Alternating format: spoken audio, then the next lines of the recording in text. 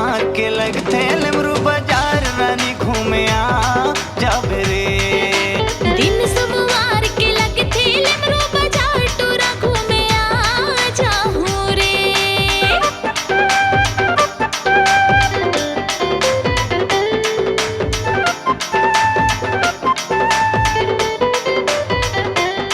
ला ला ला ला ला ला आहा हा हा हा हे हे हे आहा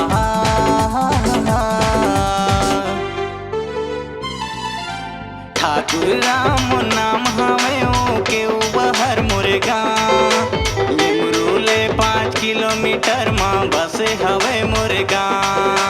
लेमरू ले 5 किलोमीटर मां बसे हवे मुर्गा।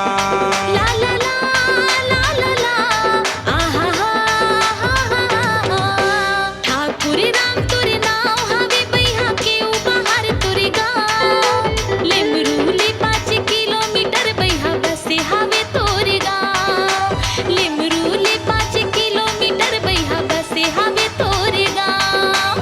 बैठ के तोलाया गोरत रही हो, बैठ के तोलाया गोरत रही हो ताला पारा मछैया में। दिन सोमवार के लगथे लेमरू बाजार जो ही घूमे आ जाबे रे। दिन सोमवार के लगथे लेमरू बाजार बइहा घूमे आ जाहू ना।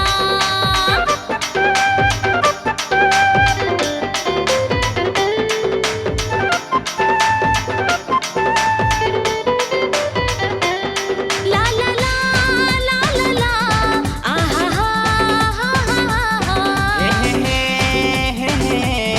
आहा